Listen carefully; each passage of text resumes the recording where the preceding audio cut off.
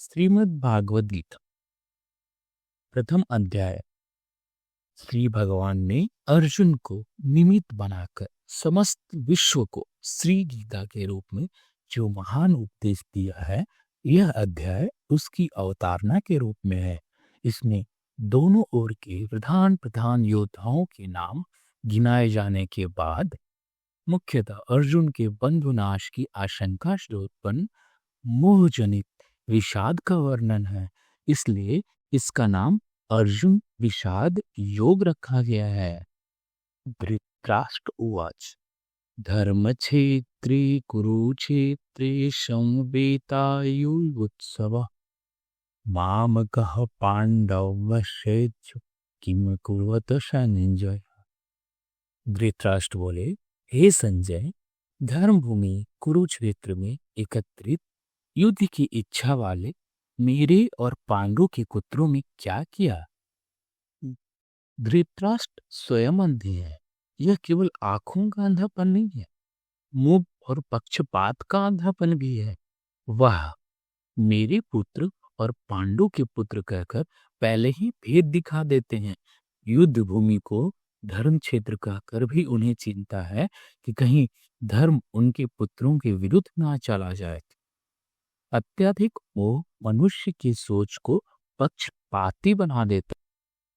धृतराष्ट्र के पूछने पर संजय कहते हैं, संजय वाच दृष्ट्वा तु पांडवनीकं व्यूढ़ं दुर्योधनस्तदा आचार्यमुपसंगमय राजा वचनं बवृक्त। संजय बोले, उस समय राजा दुर्योधन ने व्यूह रचना युक्त पांडव की सेना को देखकर और द्रोणाचार्य के पास जाकर यह वचन कहा। दुर्योधन बाहर से भले ही शक्तिशाली दिखता है, पर भीतर से डरा हुआ और असुरक्षित है। इसलिए वह सेना देखकर सीधे अपने गुरु के पास जाता है ताकि उन्हें प्रभावित कर सके। अधर्म करने वाला भीतर से सदैव भयभीत रहता है। दुर्योधन के पास जाकर दुर्योधन ने जो कुछ कहा अब उसे बतलाते हैं। पश्यताम पांडुपुत्राणामाचार्य महतीं च गुम व्युद्धाम द्रुपदपुत्रेण तव शिष्येन धीमता। हे आचार्य, आपके बुद्धिमान शिष्य द्रुपद पुत्र धृष्टद्युम्न द्वारा व्यूहाकार खड़ी की हुई पांडु पुत्रों की इस बड़ी भारी सेना को देखिए। दुर्योधन जानबूझकर कहता है, आपके ही शिष्य ने यह सेना सजाई है ताकि द्रोणाचार्य को यह याद दिलाए कि वह शिष्य शत्रु पक्ष में है। यह गुरु के मन में द्वंद्व पैदा करने की चाल है। चालाक व्यक्ति शब्दों से भी युद्ध करता है। पांडु सेना की व्यूह रचना को दिखलाकर अब दुर्योधन 3 श्लोकों के द्वारा पांडव सेना के प्रमुख महारथियों का नाम बतलाते हैं। अत्र शूरा महेश्वास भीमा अर्जुन समा युद्धनो विराटस्य द्रुपदस्य महारथ। इस सेना में बड़े बड़े धनुष वाले तथा युद्ध में भीम और अर्जुन के समान शूरवीर सात्विकी और विराट तथा महारथी राजा द्रुपद। दुर्योधन पांडव पक्ष की शक्ति को गिनाकर असल में अपने डर को प्रकट कर रहा है। वह जानता है कि सामने वाला योद्धा साधारण नहीं है। सत्य को छिपाया नहीं जा सकता है, वह शब्दों में ही झलक ही जाता है। दृष्ट केतु कीतान काशीराजश्च वीर्यवान् पुरुजित कुंती भोजश्च शैवश्च नरपुंगवः। दृष्ट केतु और चेकितान तथा बलवान काशीराज, पुरुजित, कुंती भोज और मनुष्यों में श्रेष्ठ। दुर्योधन लगातार पांडवों की सेना गिनाते जा रहा है। यह दर्शाता है कि अधर्म के पक्ष में संख्या अधिक होने पर भी आत्मविश्वास नहीं होता। धर्म के साथ खड़ा व्यक्ति कम संख्या में भी शक्तिशाली होता है। युधामन्युश्च विक्रांत उत्तमोजश्च वीर्यवान् सौभद्रो द्रौपदेश्च सर्वैव महारथः।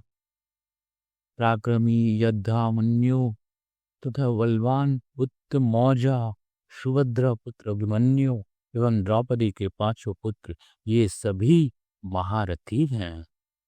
यहाँ दुर्योधन पांडव पक्ष की पूरी ताकत गिनाने लगता है। अभिमन्यु जैसे युवा योद्धा का नाम लेना बताता है कि धर्म पक्ष में नई पीढ़ी भी साहस से खड़ी है। धर्म की रक्षा में उम्र नहीं, साहस मायने रखते हैं। पांडव सेना की प्रधान योद्धाओं के नाम बतलाकर अब दुर्योधन आचार्य द्रोण से अपनी सेना का प्रधान योद्धाओं के जान लेने के लिए अनुरोध करते हैं। अस्माकं विशिष्टा ये तन्निबोधदिजोत्तमो नायकामं सन्न्यस्यं संजार्थं तान्ब्रवीमिमेत्। हे ब्राह्मण श्रेष्ठ, अपने पक्ष में भी जो प्रधान है उनको आप समझ लीजिए। आपकी जानकारी के लिए मेरी सेना के जो सेनापति हैं उनको बतलाता हूँ।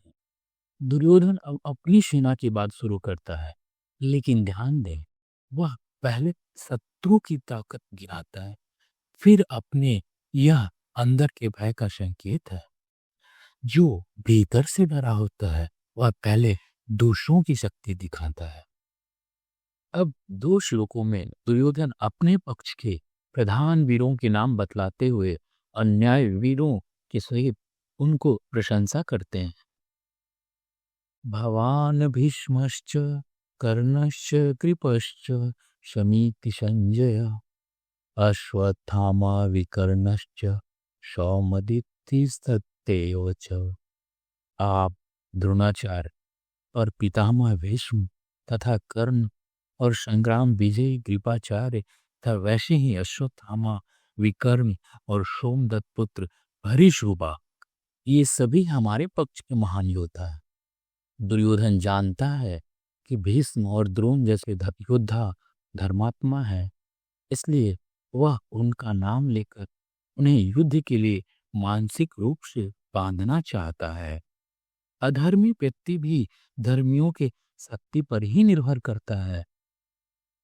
अन्य च बहवः शूरा मदर्थे त्यक्त जीवितः नाना शस्त्र प्रहारणः सर्वे युद्ध विशारदः। और भी मेरे लिए जीवन की आशा त्याग देने वाले बहुत से शूरवीर अनेक प्रकार के शस्त्र अस्त्रों से सुसज्जित और सब के सब युद्ध में चतुर है। दुर्योधन मेरे लिए शब्द पर जोर देता है। यह बताता है कि उसकी सेना लोभ, डर या स्वार्थ से करती है, धर्म से नहीं। स्वार्थ के लिए लड़ी गई लड़ाई टिकाऊ नहीं होती है। अपने महारथी योद्धाओं की प्रशंसा करके अब दुर्योधन दोनों सेनाओं की तुलना करते हुए अपनी सेना को पांडव सेना के अपेक्षा अधिक शक्तिशाली और उत्तम बतलाते हैं। अपर्याप्तम तदस्माकं बलम भीष्माभिरक्षितम पर्याप्तम त्वेति तेषां बलम भीमाभिरक्षितम। भीष्म पितामह द्वारा रक्षित हमारी वह सेना सब प्रकार से अजेय है। भीम द्वारा रक्षित इन लोगों की यह सेना जितने में सुगम है। यह शोक बहुत गहरा है। संख्या में अधिक होने पर भी दुर्योधन कहता है हमारी सेना अपर्याप्त लगती है। क्यों? क्योंकि वह जानता है धर्म, साहस और निश्चय ही पांडवों के साथ। धर्म के बिना शक्ति भी कमजोर पड़ जाती है।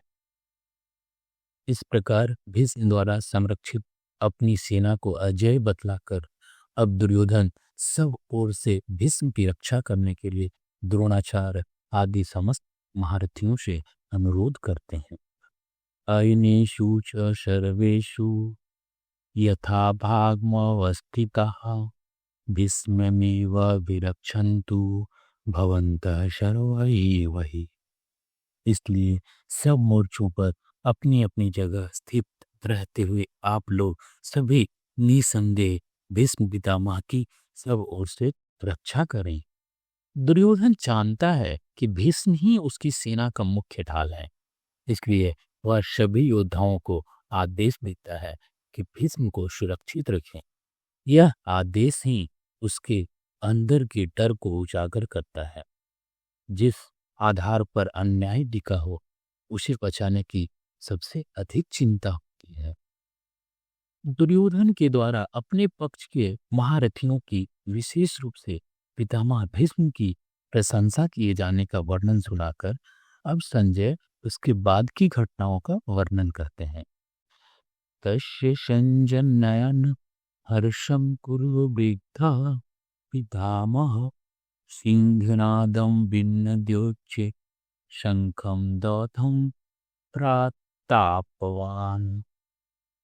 कौरवों में वृद्ध बड़े प्रतापी पितामह भीष्म ने उस दुर्योधन के हृदय में हर्ष उत्पन्न करते हुए उच्च स्वर से सिंह की दहाड़ के समान गरज कर शंख बजाया। भीष्म जानते हैं कि दुर्योधन भयभीत है। वे शंखनाद करके उसे धैर्य देने का प्रयास करते हैं, पर उनको भीतर स्वयं भी धर्म और कर्तव्य का द्वंद्व चल रहा है। कभी कभी हम दूसरे को ढाढ़स देते हैं, जबकि स्वयं भी भीतर से डगमगा रहे होते हैं। ततः शंखश्च भैरश्च पन्वानको गोमुख सहसेवाभ्यहन्यन्तनं स शब्दसतुमुलो भवत्। इसके पश्चात शंख और नगारे तथा ढोल मृदंग और नरसिंह आदि बाजे एक साथ ही बज उठे। उनका वह शब्द बड़ा भयंकर हुआ। कौरव पक्ष का यह कोलाहल बाहरी शोर तो बहुत है, पर भीतर एकता और शांति नहीं है। यह शक्ति का प्रदर्शन है, विश्वास का नहीं। अधिक शोर अक्सर आंतरिक कमजोरी का ही संकेत होता है। धृतराष्ट्र ने पूछा था कि युद्ध के लिए एकत्र होने के बाद मेरे और पांडु के पुत्रों ने क्या किया। इसके उत्तर में संजय ने अब तक के धृतराष्ट्र के पक्ष वालों की बात सुनाई। अब पांडवों ने क्या किया इस 5 श्लोक में बतलाते हैं। ततः श्वेते हर्युक्ते महति शयानंदे स्थितो माधव पांडवश्चैव दिव्यो शंखो प्रथमतु। इसके अनंतर सफेद घोड़ों से युक्त उत्तम रथ में बैठे हुए श्री कृष्ण महाराज और अर्जुन ने भी अलौकिक शंख बजाए। पांडव पक्ष में शोर कम है, पर सारथी स्वयं भगवान है। सफेद घोड़ा शुद्धता के प्रतीक है। यह दिखाता है कि धर्म, शांति और ईश्वर पांडवों के साथ है। जहां भगवान साथ हो वहां पहली दिखावे की आवश्यकता नहीं होती। पांचजन्यम ऋषिकोशो दिव्यो दत्तम धनंजयः पांड्रो दद्धमो महाशंखम भीमकर्मावृकोदरः। श्री कृष्ण महाराज ने पंचजन्य नामक अर्जुन के देवदत्त नामक और भयानक कर्म वाले भीमसेन ने पौंड्र नामक महाशंख बजाया। हर शंख का अपना नाम और अर्थ है। पंचजन्य ईश्वर की घोषणा, देवदत्त ईश्वर का दिया हुआ कर्तव्य, पौंड्र अपार शक्ति। यह बताता है कि पांडवों की शक्ति ईश्वरीय उद्देश्य से जुड़ी हुई है। जब कर्म ईश्वर को समर्पित हो तब वह धर्म बन जाता है। अनंत विजयम राजा कुंती पुत्रो युधिष्ठिरः नकुलः सहदेवश्च सुघोषमणि पुष्पकः। कुंती पुत्र राजा युधिष्ठिर ने अनंत विजय नामक और नकुल तथा सहदेव ने सुघोष और मणि पुष्पक नामक शंख बजाए। युधिष्ठिर का शंख अनंत विजय यह दर्शाता है कि धर्म का विजय कभी समाप्त नहीं होते। यह केवल युद्ध की नहीं, सत्य की स्थायी जीत का संकेत। धर्म का विजय अस्थायी नहीं, अनंत होती है। काश्यश्च परमेश्वरः शिखण्डी च महारथः दृष्टद्युम्नो विराटश्च सात्यकीश्च पराजितः। श्रेष्ठ धनुष वाले काशीराज और महारथी शिखंडी एवं दृष्टद्युम्न तथा राजा विराट और अजय सात्यकी,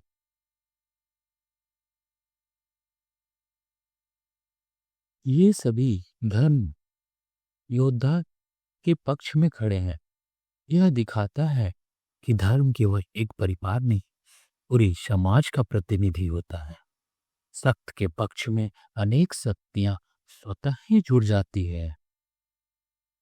द्रुपदो द्रौपदेयाश्च सर्वशः पृथ्वीपते सौभद्रश्च महाबाहो शंखनादमो पृथक पृथक।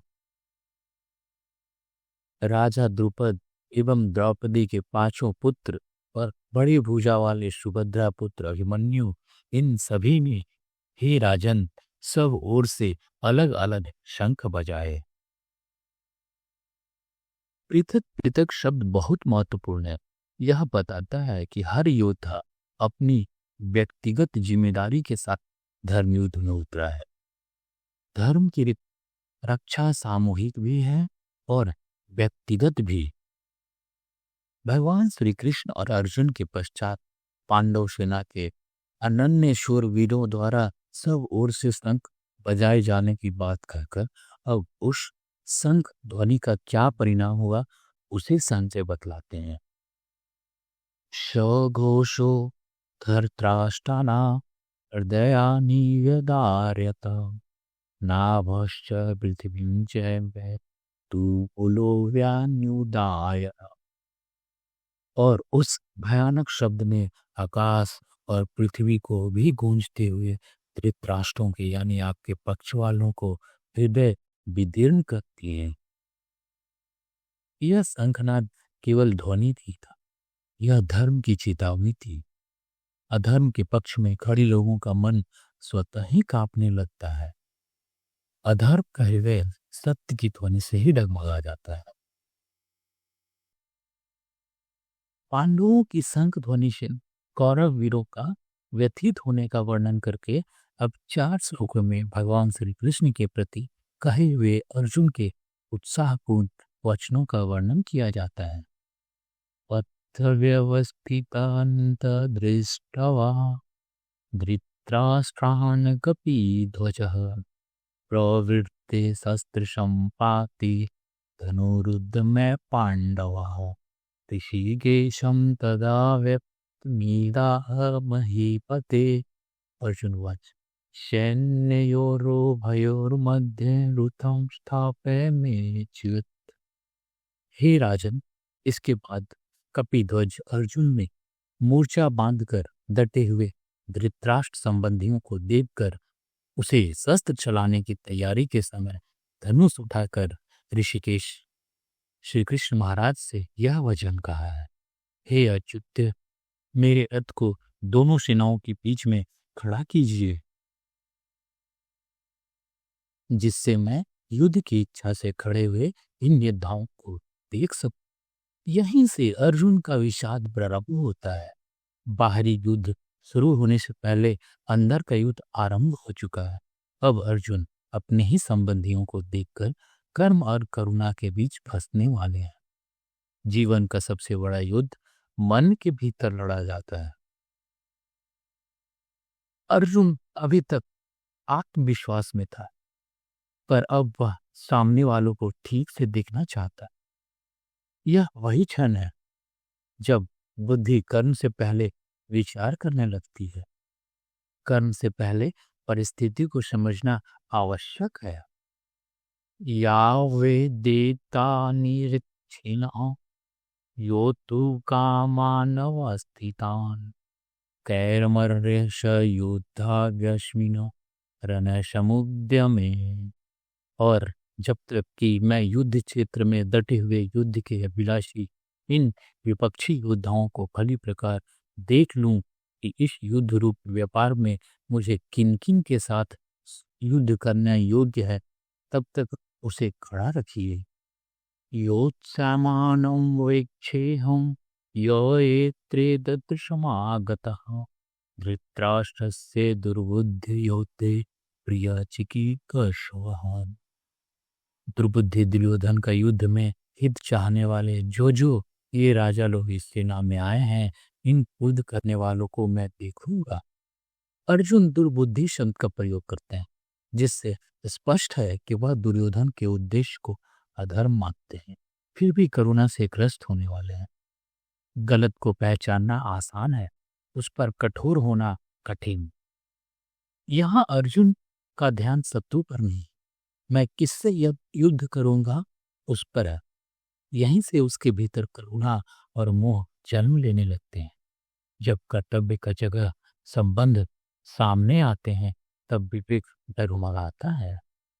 अर्जुन के इस प्रकार कहने पर भगवान ने क्या किया, अब दो श्लोकों में संजय उसका वर्णन करते हैं। संजय वाच एवमुक्तो ऋषिकेशो गुडाकेशेन भारत सैन्यो गुरुमैत्रो मध्ये स्थापित्वा रथोत्तम। संजय बोले, हे धृतराष्ट्र, अर्जुन द्वारा इस प्रकार कहे हुए महाराज श्री कृष्ण चंद्र ने दोनों सेनाओं के बीच रथ को खड़ा कर दिया। कृष्ण आदेश नहीं देते, आज्ञा मानते हैं। यह दर्शाता है कि ईश्वर भी तब तक हस्तक्षेप नहीं करते जब तक भक्त स्वयं अनुभव ना कर ले। ईश्वर से हमें अनुभव से सिखाते हैं, बाध्य करती नहीं। विस्मद्रोण प्रमुक्तः सर्वेषां च महीक्षिताम् उवाच पार्थ पैश्यतान् समवेतान् इति। भीष्म और द्रोणाचार्य के सामने तथा संपूर्ण राजाओं के सामने उत्तम रथ को खड़ा करके इस प्रकार कहा कि हे पार्थ, युद्ध के लिए जुटे हुए इन कौरवों को देख।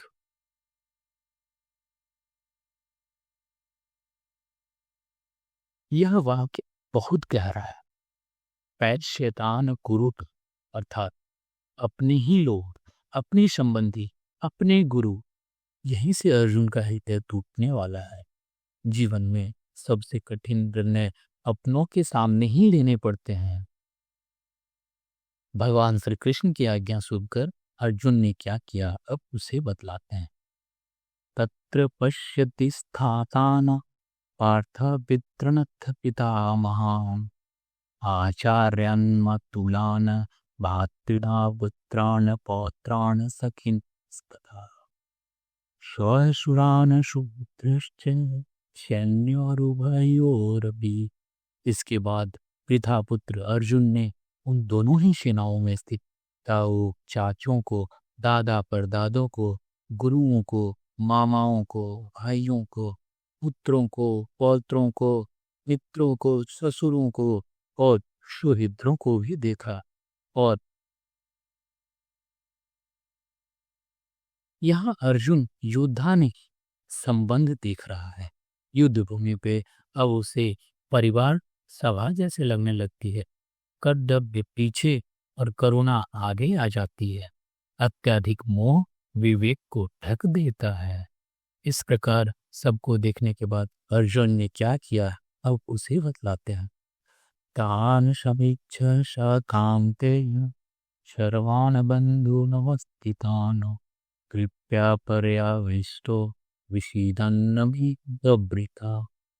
उन उपस्थित संपूर्ण बंधुओं को देखकर वह कुंती पुत्र अर्जुन अत्यंत करुणा से युक्त होकर शोक करते हुए यह वचन बोले। करुणा स्वयं में पवित्र है, पर जब वह कर्तव्य को रोक दे तो वह दुर्बलता बन जाती है। अर्जुन का विषाद यहीं से स्पष्ट होता है। करुणा विवेक से जुड़ी होनी चाहिए। दृष्टव्यं स्वजनः कृष्णं यो योत्सम समुपस्थितं सीदन्ति मामगत्राणि मुखं च परिशुष्यति विपृश्य च शरीरे मे रोमहर्ष च जायते। अर्जुन बोले, हे कृष्ण, युद्ध क्षेत्र में डटे हुए युद्ध के विलासी इस स्वजन समुदाय को देखकर मेरे अंग शिथिल हुए जा रहे हैं और मुख सूखा जा रहा है तथा मेरे शरीर में कंप और रोमांच हो रहा है। यह मानसिक तनाव के शारीरिक लक्षण है। डर, मोह और द्वंद्व शरीर में प्रकट होने लगते हैं। गीता यही मनोविज्ञान भी सिखाती है। मन की स्थिति सीधे शरीर को प्रभावित करती है। गांडीवं संसप्तु अस्तात्वे कैच परिद्रात्रे न च शक्नोम्यवास्तुतां भ्रमतीव च मे मनः। हाथ से गांडीव धनुष गिर रहा है और त्वचा भी बहुत जल रही है तथा मेरा मन भ्रमित सा हो रहा है, इसलिए मैं खड़े रहने को भी समर्थ नहीं हूँ। यह पूर्ण मानसिक टूटन की स्थिति है। महान योद्धा अर्जुन भी भावनाओं के आगे असहाय हो जाते हैं। वीर भी तब कमजोर पड़ता है जब विवेक दब जाता है। अपनी विषाद युक्त स्थिति का वर्णन करके अब अर्जुन अपने विचारों के अनुसार युद्ध का औचित्य सिद्ध करते हैं। निमित्तानि च पश्यामि विपरीतानि केशव न च श्रेयोनुपश्यामि हत्वा स्वजन्माहवे। हे केशव, मैं लक्षणों को भी विपरीत ही देख रहा हूँ तथा युद्ध में स्वजन समुदाय को मारकर कल्याण भी नहीं देखता। जब मन टूट जाता है तो व्यक्ति हर जगह नकारात्मक संकेत देखने लगता है। यह वही क्षण है जहाँ ईश्वरीय उपदेश की आवश्यकता होती है। भ्रमित मन को सही मार्गदर्शन की आवश्यकता होती है। अर्जुन ने यही कहा कि स्वजनों को मारने से किसी प्रकार का भी हित होने की संभावना नहीं है। अब फिर वे उसी का पुष्टि करते हैं। नंदछे विजयं कृष्ण न च राज्यं सुखानि च किं नो राज्येन गोविंद किं भोगिर्जि पीतनि। हे कृष्ण, मैं न तो विजय चाहता हूँ और न राज्य तथा सुखों को ही। हे गोविंद, हमें ऐसे राज्य से क्या प्रयोजन है अथवा ऐसे भोगों से और जीवन से भी क्या लाभ है। अर्जुन अब त्याग की भाषा बोल रहा है, पर यह त्याग नहीं, विषाद जनित पलायन, कर्तव्य से भागना त्याग नहीं होता। भावनात्मक त्याग विवेकपूर्ण त्याग नहीं होता। अब अर्जुन स्वजन वध से मिलने वाले राज्य, भोग आदि को न चाहने का कारण दिखलाते। ये सामर्थ्य कारणिच्छितम् नो राज्यं भोगः सुखानि च तयमेव अवस्थिता युद्धे प्राणन्न सत्यप्तवा धनानि च। हम जिनके लिए राज्य, भोग और सुख आदि अभिष्ट हैं, वे ही ये सब धन और जीवन के आशों का त्याग करके युद्ध में खड़े हैं। हे गोविंद, जिसके लिए हम राज्य, भोग और सुख चाहते हैं, वही यदि सामने युद्ध के लिए खड़े हैं, तो ऐसे राज्य, भोग और जीवन का क्या प्रयोजन। अर्जुन का तर्क भावनात्मक है। वह भूल रहा है कि अधर्म को स्वीकार करना भी पाप है। भावना सत्य को ढक सकती है पर बदल नहीं सकती। आचार्यः पितरः पुत्रास्तथैव च पितामहः मातुलः श्वशुरः पौत्रशाला संबंधिनस्तथा। गुरुजन, ताऊ, चाचे, लड़के और इस प्रकार दादे, मामे, ससुर, पौत्र, साले तथा और भी संबंधी लोग हैं। यहाँ हमारे आचार्य, पिता, पुत्र, पितामह, मामा, ससुर, पौत्र, साले और अन्य संबंधी खंड हैं। अर्जुन संबंधों की सूची गिनाकर अपने मन को और अधिक कमजोर बना रहा है। वह भूल रहा है कि कर्तव्य भी एक संबंध है। कर्तव्य की उपेक्षा करके संबंध नहीं बचाए जा सकते। ईतान हन्तुमिच्छामि धनोत्वपि मधुसूदन अपि त्रैलोक्य राजस्य हेतो किन्नो मही कृते। हे मधुसूदन, मुझे मारने पर भी अथवा तीनों लोकों के राज्य के लिए भी मैं इन सबको मारना नहीं चाहता हूँ, और पृथ्वी के लिए तो कहना ही क्या। ये मुझे मारे तो भी मैं नहीं मारना चाहता, भले ही तीनों लोकों का राज्य क्यों ना मिल जाए, फिर पृथ्वी का राज्य की तो बात ही क्या। यह अहिंसा नहीं बल्कि कर्तव्य विमुख करुणा है। अर्जुन अधर्म को रोकने का उत्तरदायित्व भूल रहा है। अधर्म के सामने निष्क्रिय रहना भी दोष है। यहाँ यदि यह पूछा जाए कि आप त्रिलोकी के राज्य के लिए भी उनको मारना क्यों नहीं चाहते, तो इस पर अर्जुन अपने संबंधियों का मारने में लाभ का अभाव और पाप की संभावना बतलाकर अपनी बात को पुष्ट करते हैं। निहत्य धृतराष्ट्रन का प्रीति सया जनार्दन पापमेवाश्रेदश्मान अद्वैतानाततायनिः। हे जनार्दन, धृतराष्ट्र के पुत्रों को मारकर हमें क्या प्रसन्नता होगी? इन अतताइयों को बांटकर तो हमें पाप ही लगेगा। यहाँ अर्जुन शस्त्र विरुद्ध निष्कर्ष निकाल रहे हैं। अतताई को मारना पाप नहीं, धर्म की रक्षा है। यही बात कृष्ण आगे स्पष्ट कर। अज्ञान से लिया गया नैतिक निर्णय भ्रम पैदा करता है। अर्जुन यहाँ धर्म शास्त्र की बात को गलत ढंग से समझ रहा है। शास्त्र कहता है अतताइयों को मारना पाप नहीं, पर अर्जुन करुणा में डूबकर और धर्म अधर्म का भेद भूल गया है। भावना से धर्म का निर्णय नहीं किया जा सकता है। स्वजनों को मारना सब प्रकार से हानिकारक बतलाकर अब अर्जुन अपना मत प्रकट कर रहे हैं। तस्मन्नाहर वयम हन्तुहि धृतराष्ट्रान् स्वबान्धवान् स्वजनः हि कथं हत्वा सुखिनः श्याम माधव। अतः हे माधव, अपने ही बांधव धृतराष्ट्र के पुत्र को मारने के लिए हम योग्य नहीं हैं, क्योंकि अपने ही कुटुंब को मारकर हम कैसे सुखी होंगे। यह तर्क मानवीय है पर अधूरा है। अर्जुन यह नहीं सोच रहा है कि यदि अधर्म विजयी हुआ तो समाज कैसे सुखी रहे। व्यक्ति का सुख समाज के धर्म से जुड़ा होता है। यहाँ यह प्रश्न हो सकता है कि कुटुंब नाश से होने वाले दोष तो दोनों के लिए समान ही है। फिर यदि इस दोष पर विचार करके दुर्योधन आदि युद्ध से नहीं हटते, तब तुम इतना विचार क्यों करते हो? अर्जुन दो श्लोकों में इस प्रश्न का उत्तर देते हैं। यद्यपि न पश्यन्ति लोहोपहत चेतसः कुलक्ष कृतं दोषं मित्रदोहिज पातकम्। यद्यपि लोभ से भ्रष्ट चित्त हुए ये लोग कुल के नाश से उत्पन्न दोष को और मित्र से विरोध करने में पाप को नहीं देखते हैं। अर्जुन स्वीकार करता है कि कौरव लोभ से अंधे हैं और फिर भी उनसे लड़ने को पाप मानता है। यह आंतरिक विरोधाभास है। अधर्म को पहचान कर भी रोकना न चाहना दुर्बलता है।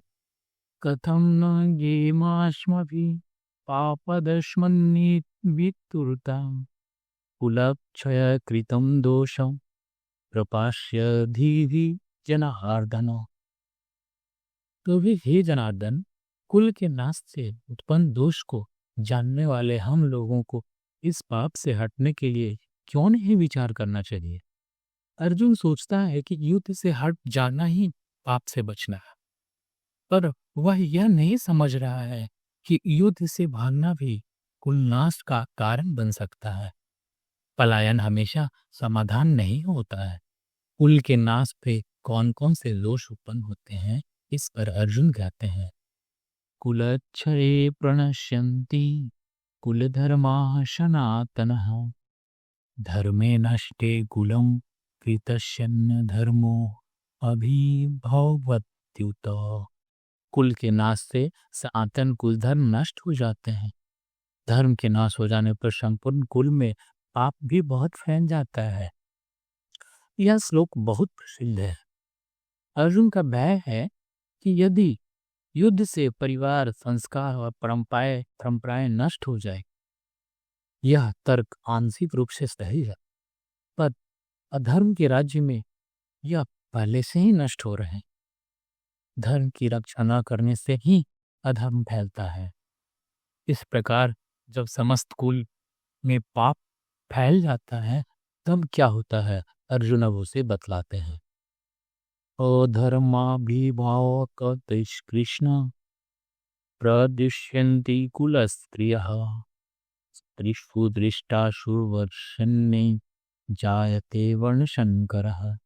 हे कृष्ण, पाप के अधिक बढ़ जाने से कुल की स्त्रियां अत्यंत दूषित हो जाती है, और हे वर्षन्ने, स्त्रियों के दूषित हो जाने पे वर्णशंकर उत्पन्न होता है। अर्जुन अब सामाजिक पतन की बात कर रहा है। जब समाज में धर्म नहीं रहता तो परिवार, मर्यादा और संस्कार टूटते हैं। यह डर वास्तविक है, पर अर्जुन भूल रहा है कि अधर्म को न रोकना ही इसका मूल कारण है। धर्म की न रक्षा न करने से समाज टूटता है। वर्ण संकर संतान के उत्पन्न होने से क्या क्या हानियां होती है, अर्जुन अब उन्हें बतलाते हैं। संकरो नरकायेव उयखनान कुलस्य च पतन्ति पित्रो शामलुप्त पिंडो दक्क क्रिया।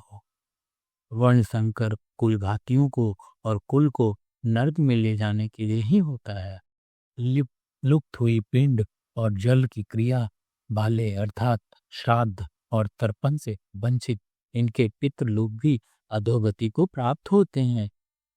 यहाँ अर्जुन पूर्वजों का पतन की चिंता करता है।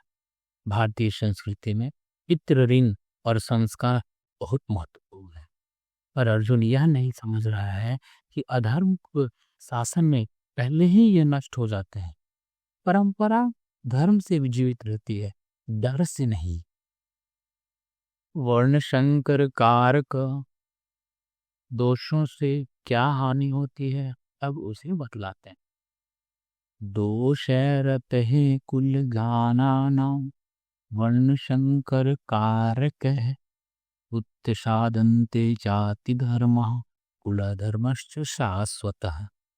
इन वर्ण संकर कारक दोषों से कुल घातियों के सनातन कुल धर्म और जाति धर्म नष्ट हो जाते हैं। अर्जुन का निष्कर्ष है, युद्ध से संस्कारों का अंत हो जाएगा, पर वास्तव में संस्कारों का अंत तब होता है जब अन्याय को सहन किया जाता है।